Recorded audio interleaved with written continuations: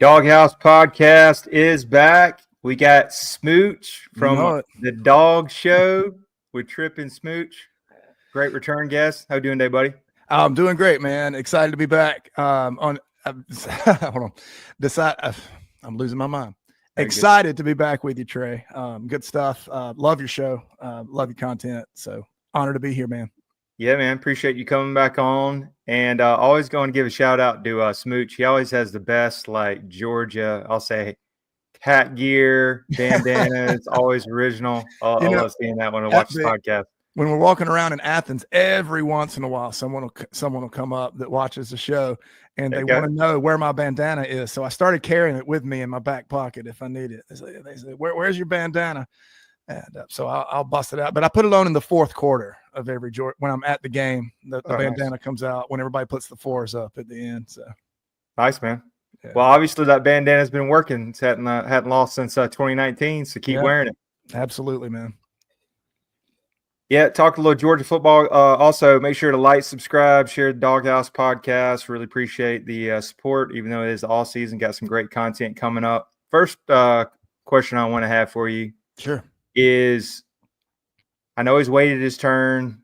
Is Gunner Stockton the man this year to at least lead Georgia to the playoffs and potentially national title? I know everybody's, I'll say from some of the ESPNs and all the other media are not the highest on him. So thoughts on Gunner Stockton heading into the 2025 season?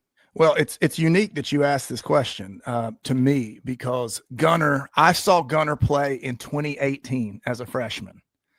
And he was, to me, one of the more exciting players I had seen in high school. So he played at a smaller school, and because of that, he's a man amongst boys on the field, and he just absolutely dominated. I was excited about talking about Gunner before I even knew there were Georgia podcasts in existence. So I probably entered the podcast world of just listening in 2020. But in 2018, 2019, I watched him play through high school at Raven. He achieved his 5-star ranking, and I thought, okay, he's got the football cognoscenti on his side now. It's just an ascension into greatness. He would later lose that 5-star ranking because he didn't do all the camps. He didn't do all of the social media push. He didn't do all the things that people do to sort of up their brand, as they say. But Trey, it is just hard to get past a few things for me. 13,652 yards, a state record. Combined passing in high school, 177 passing touchdowns, a state record. Trey, senior year of high school, 55 passing touchdowns, 1 interception, 77 rushing touchdowns, also a state record, 18,000 all-purpose yards, state record. You can tell I'm a fan. Are you? And I know that we as Georgia fans, there is no one better at hitting the panic button than a Georgia fan. We have our finger on that. We wake up with our finger on the panic button.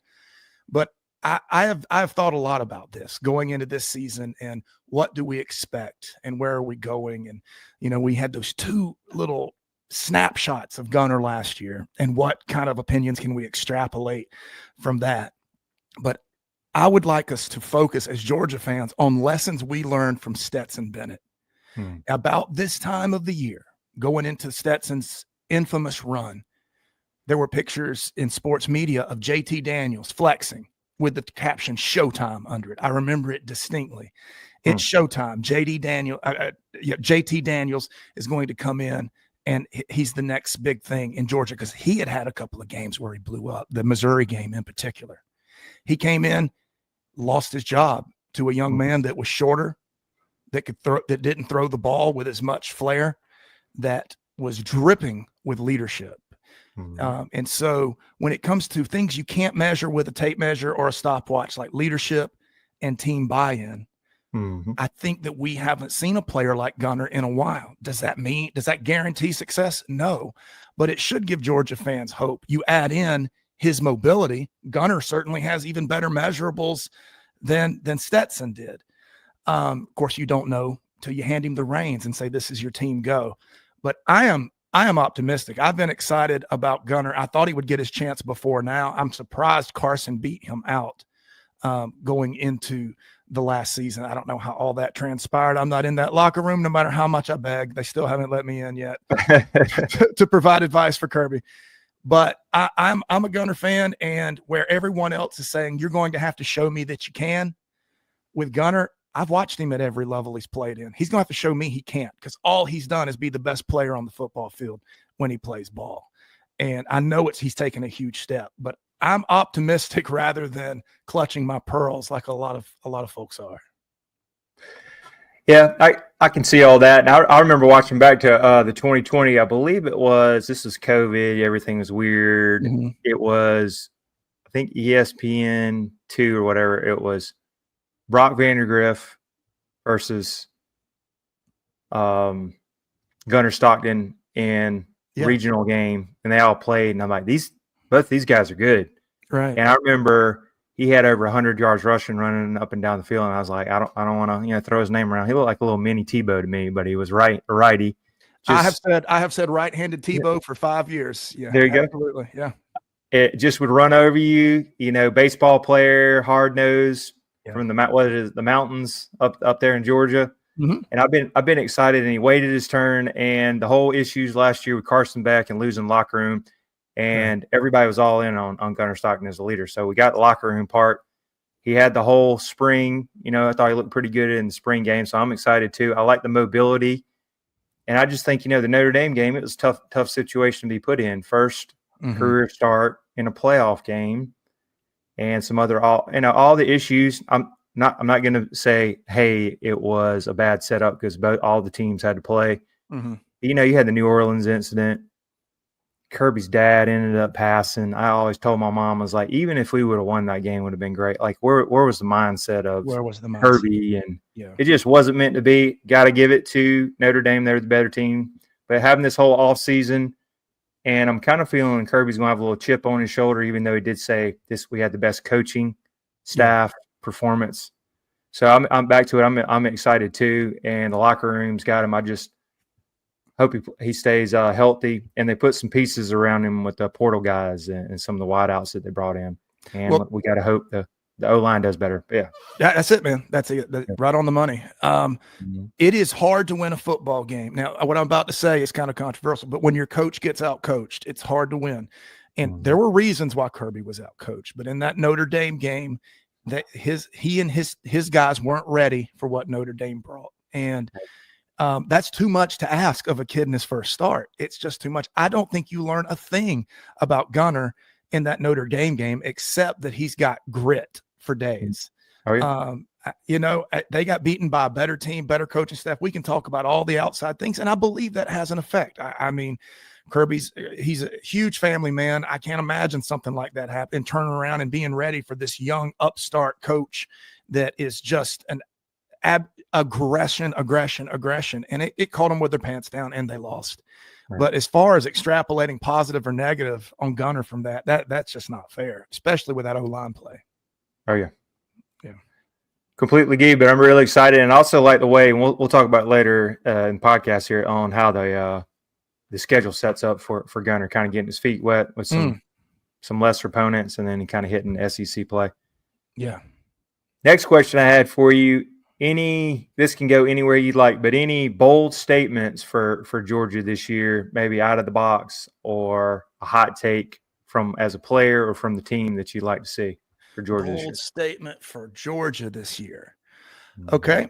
I think when it comes to the Georgia Bulldogs in 2025, I think the defense is elite at a level we haven't seen in a few years. I think you're going to see that loss to Notre Dame as a catalyst that took what was already possibly one of the more athletic defenses in Georgia history, that is just going to push them. There is always something that stings a player leading into a great season. It's very rare that you have a 2021 Georgia without that 2020 COVID season. There's always something that just bites them, that just hurts them. The loss to Florida, all of the things that happened that led to the Dogs being so ferocious in 2021 and then the repeat in 2022. And I think that when you're talking about the 4 and 5 stars all over the field. And some of these guys are different types of football players.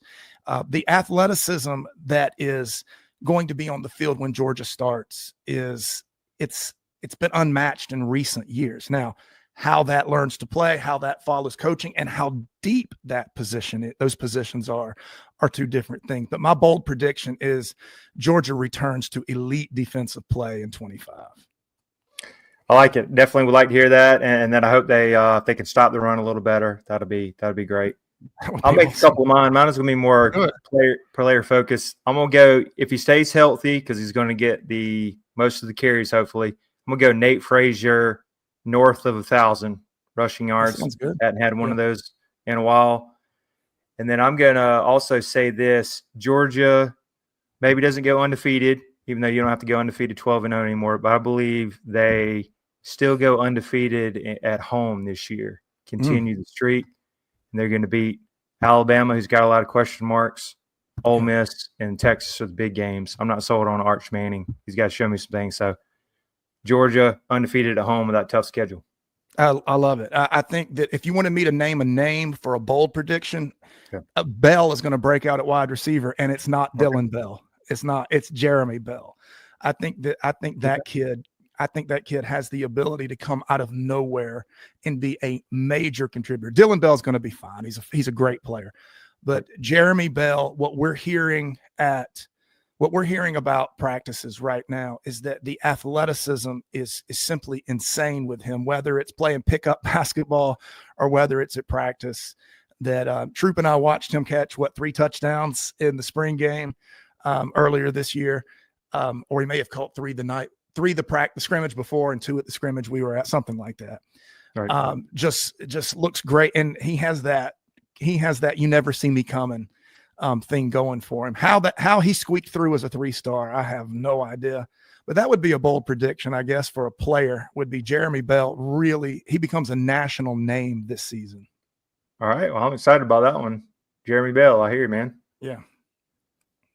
Before we get to some of the other big questions, I want to give a shout out to VivaTequilaSeltzer.com. Great sponsor of the show the last couple of years. Great for round of golf. Got pool season is in effect, summertime. Also, if you got any bachelor party trips coming up, it's a little hit for me maybe. That's right. Watermelon, also coconut, which has been sold out. My personal favorite is the watermelon. Check them out for Dawg House 20% off. Again, that's Dawg House 20% off. VivaTequilaSeltzer.com. Check them out on Instagram, and their YouTube channel is growing as well. So what does an elderberry taste like? Just out of curiosity. I don't even know what that is. Yeah, it's good. It's kind of like more of a berry type flavor. Okay.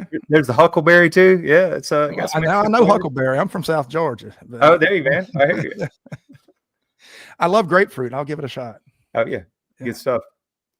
So they have the post-spring SP rankings. Everybody's talking about the list and everything from ESPN. Wanted to see if you think any of these teams are maybe overrated. It's an interesting list. Some of it is the kind of the who's who of college football, but it's always good to look at the list because, as they say, everybody's undefeated currently, right? Until they start playing. That's right. So Ohio State, got to give it to them, returning champs, even though they lost a lot. Not really sure who the quarterback's going to be. Alabama, number 2, I thought's aggressive after last year. Penn State, Georgia, Texas, Notre Dame, Oregon, bigger names. So I wanted to kind of get your thoughts on maybe who's maybe underrated, overrated. This kind of interesting list. This is came out recently with ESPN.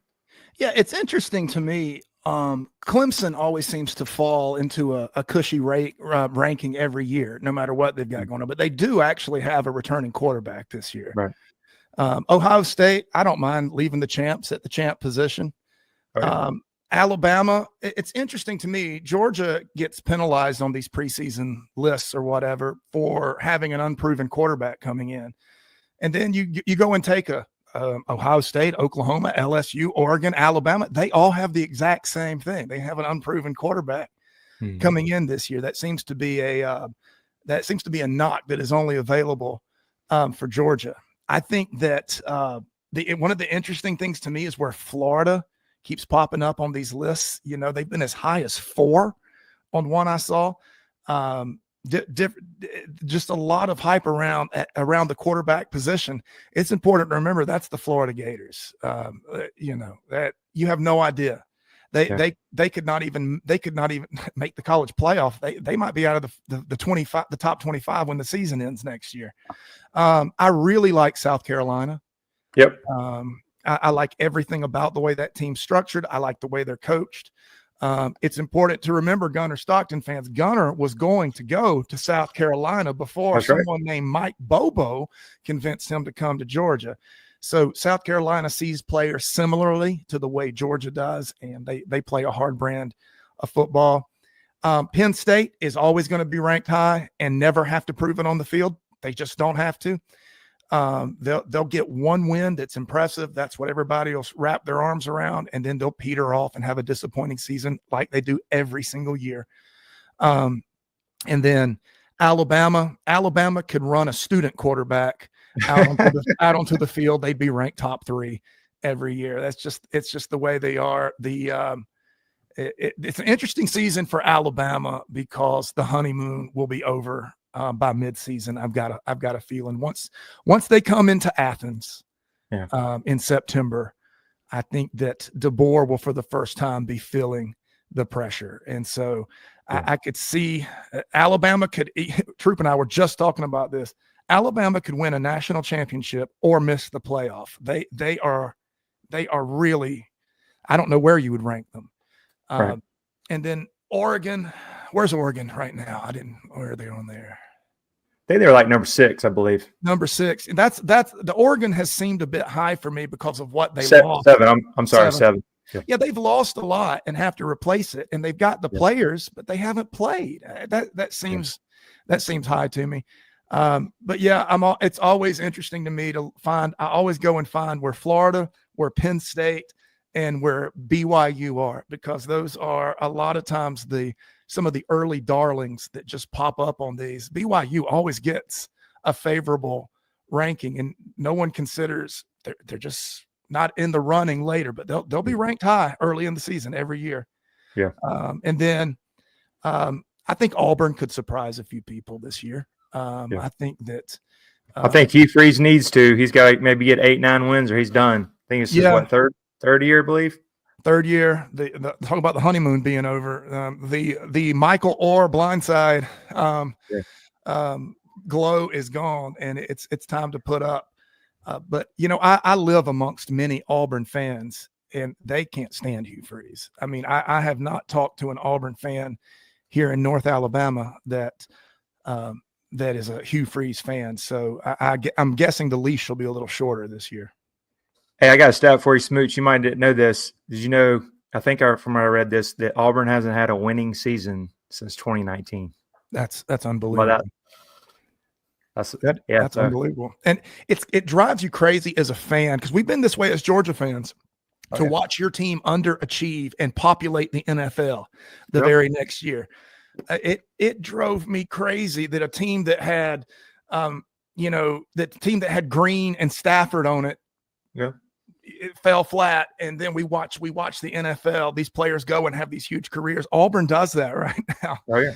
And since 2019, that may be a mid-season firing. You don't see many of those anymore, but you may actually see that with Auburn this year. And then back to our Florida buddies as usual. I'm surprised Napier's not getting a lot more hot seat talk. Yeah. Also, a couple of weeks ago, they've improved. I'll give it to them, but they were 69th in recruiting. Just checked it; they're 50th. Mm-hmm.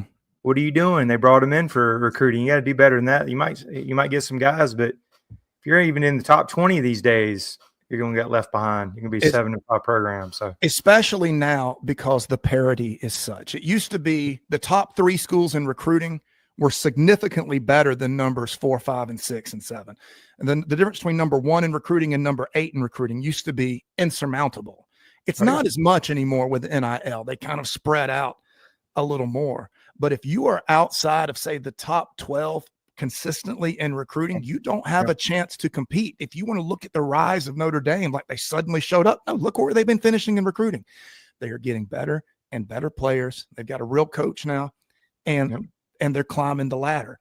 But yeah, the recruiting excellence, there's a reason these coaches go to the NFL after a few years of coaching college. It is hard to recruit in college football, and because that is 70% of the game is won in the living room, not on the football field. And that is a really, it's a telling stat when you look at the sustained dominance of Kirby and then going back to the great one, Nick Saban, what they were able to do for prolonged periods of time. Completely agree on the recruiting, and Kirby's that. And I taking it back to like Mark Rick years, I felt like, you know, he would get 8, 10 ranked class, 12. And then Kirby came in and just thought elite level. And I always thought like Georgia, maybe that front 11 on each side was solid, but deep in the games when they play the Alabamans and those, you get worn down. And they came back recruiting, and Kirby's got that fixed. So, yeah. What Kirby brought, that's exactly right. What Kirby brought is when those players, when the lights go down, if you're at a night game in Athens, there's nothing better. When the lights go down and the players hold up those 4 fingers to start the fourth quarter, Georgia knows they now have you in deep water, and nobody swims in deep water better than the Georgia Bulldogs. When those guys hold up those 4 fingers at the start of the fourth quarter, you need a cushion of a lead because it's going to go away. Georgia has the depth to just keep running 5-star talent at you all game long.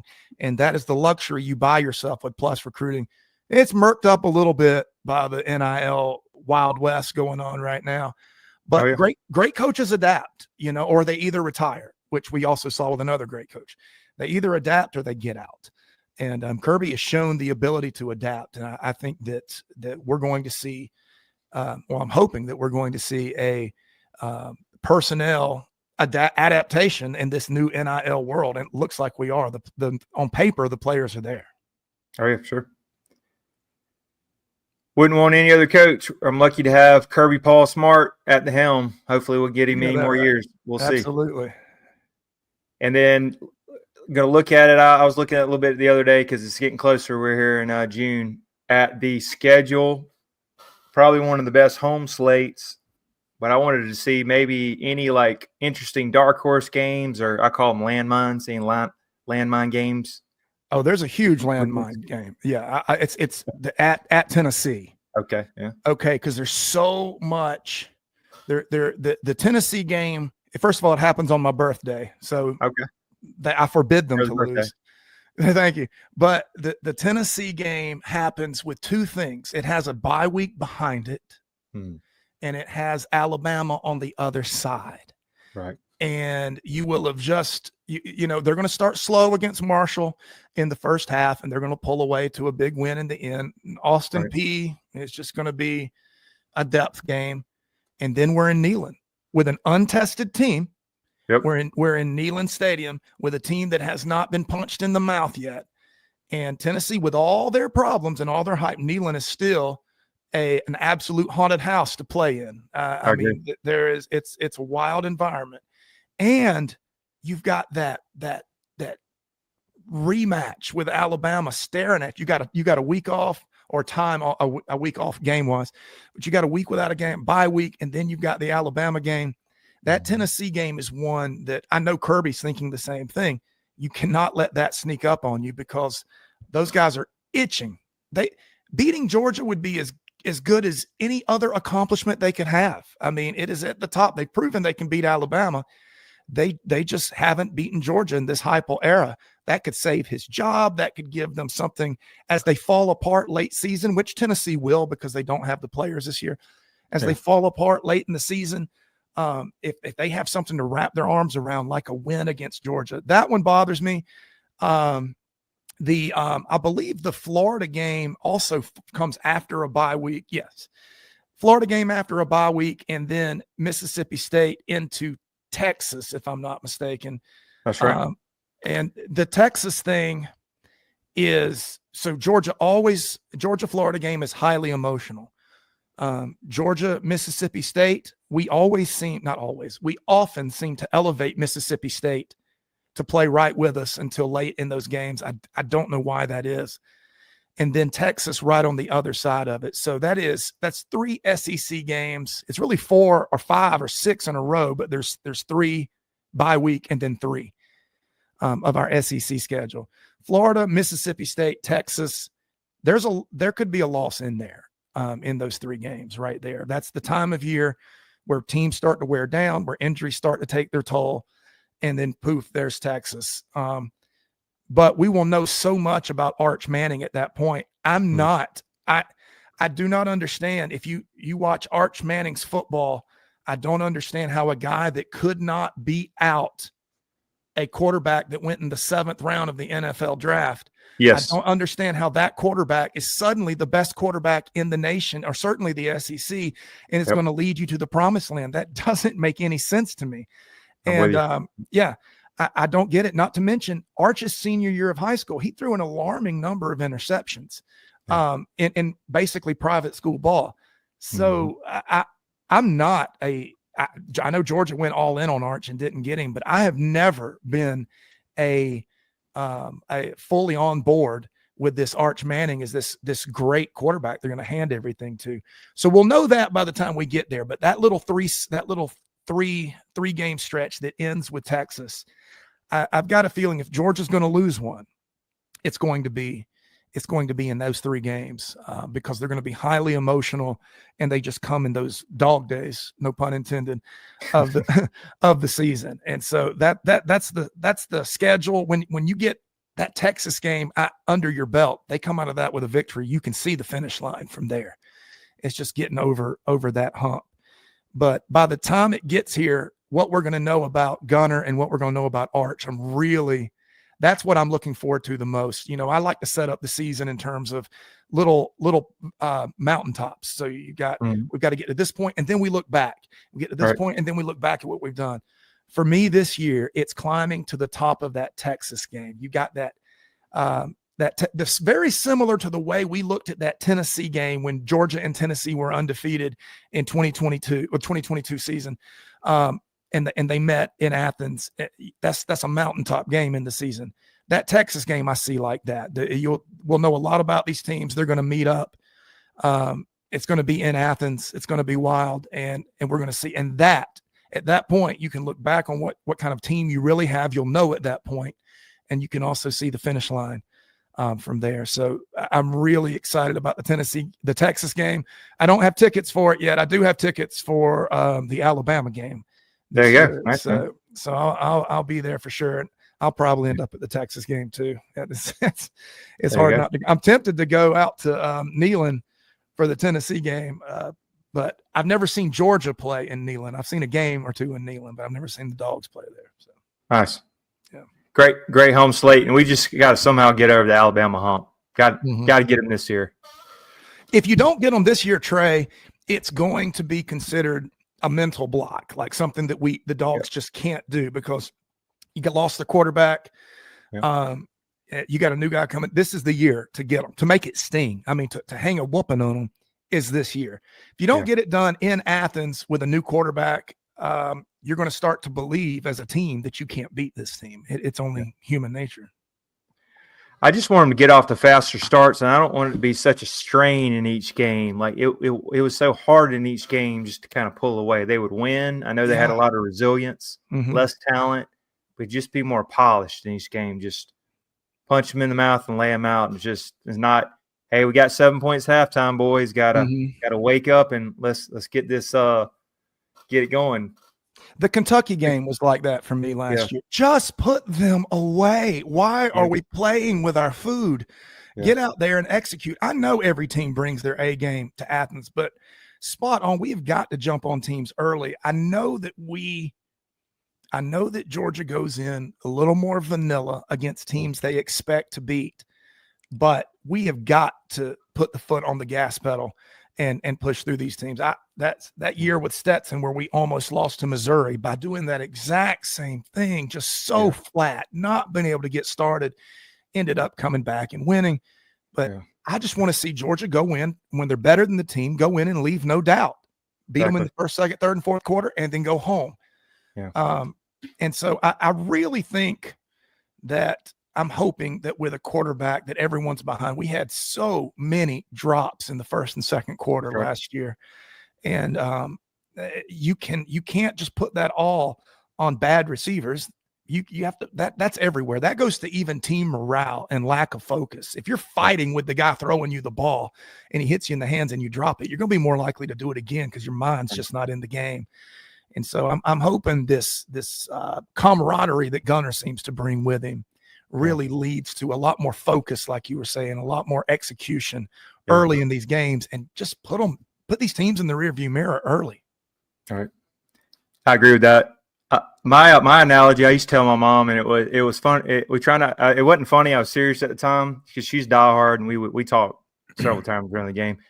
This team in the first half was like having an old car in the garage. You know, you're trying to getting it started. You got it. Hey, we got it, man. Hit it now. Hey, and then in the second half, it would kick in, get the motor going. Hey, release out of the garage. But it's like first half, man, it's just stalling out in the damn garage. That is exactly, man. That's exactly it. You know, it was a buddy of mine got a Corvette in high school. I went to a private school, so I didn't have any money, but some of my friends did.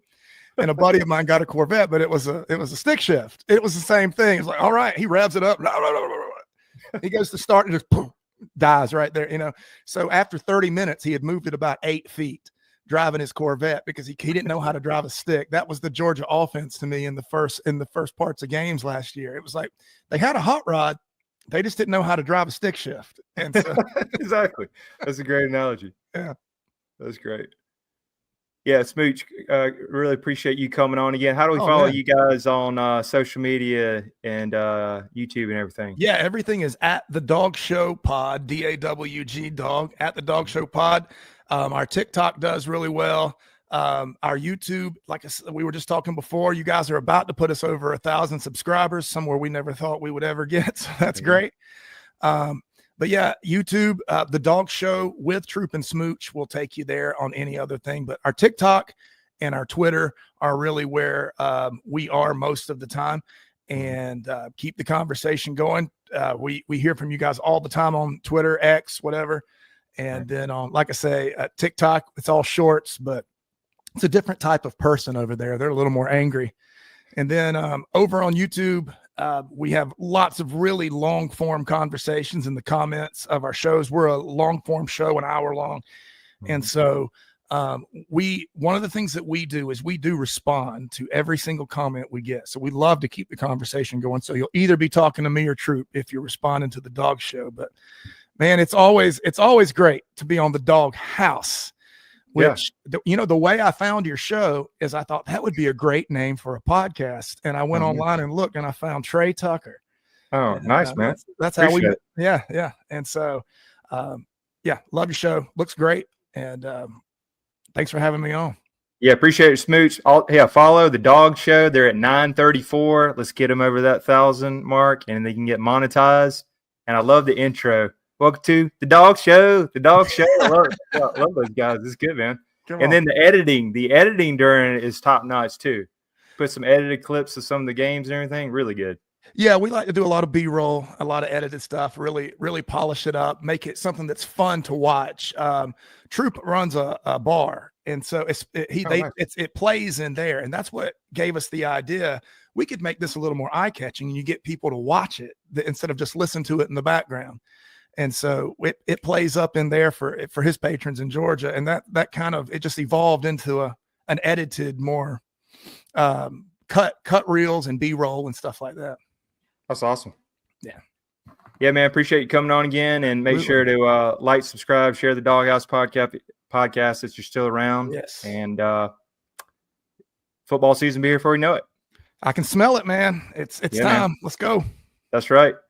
Go Dogs. Go Dogs. Go Dog. I appreciate it, man. Hey, thank you so much, brother. Loved it. Yeah, totally. Great as always. I'll try to post it and share it and everything probably tomorrow or Thursday. So yeah, I was about to start in. I'm here with Troop Brinson. Great to be here on the Dawg Show. When I first started, and I couldn't get my tongue back. But no, you're good, man. All right, brother. Yeah, man. Appreciate you coming on. Have a good night. Thanks again. See you, man. You too. All right, bye. See you.